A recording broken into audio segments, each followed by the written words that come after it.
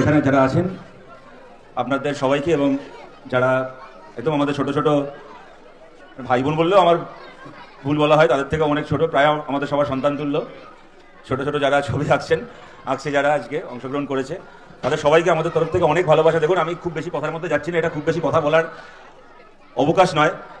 একটাই কথা বলছি যে এই ধরনের বসে আঁকার প্রতিযোগিতা ছোট ছোট বাচ্চারা এসে আবৃত্তি করছেন। আমি আস্তে আস্তে শুনছিলাম রবীন্দ্রনাথের কবিতা, শিশু কাব্যগ্রন্থের কবিতা এক্ষুনি একজন আবৃত্তি করলো। সাধারণভাবে এগুলো অত্যন্ত আনন্দের অবকাশ, অত্যন্ত আনন্দের ঘটনা এগুলো, এবং আজকে গোটা পশ্চিমবাংলা জুড়েই এটা চলছে। কিন্তু যেটা ঘটনা আপনারা সবাই জানেন, এই যে আজকে সবাই মিলে একটা জায়গায় জড়ো হয়েছে, ছবি আঁকছে, বিভিন্ন সাংস্কৃতিক কাজ হচ্ছে, আবৃত্তি করছেন, কেউ কেউ গান গাইছে, এটা যে অত্যন্ত আনন্দের সঙ্গে করছে, অত্যন্ত আনন্দে নিয়ে এসছে এমন নয়। কেননা এইটা আজকের তারিখে এটা আয়োজিত হওয়ার পেছনে একটা অত্যন্ত দুঃখ, একটা অত্যন্ত যন্ত্রণা আছে, আপনারা তাও জানেন। আজকে এই সমস্ত বাচ্চার সঙ্গে এখানে যারা আছে বা গোটা বাংলার বিভিন্ন পাড়ায় যে বাচ্চারা এখন একসঙ্গে জড়ো হয়ে হইহুল্লোড় করছে, এদের সবার সঙ্গে আর একটা বাচ্চারও থাকার কথা ছিল, কিন্তু সে আজকে নেই।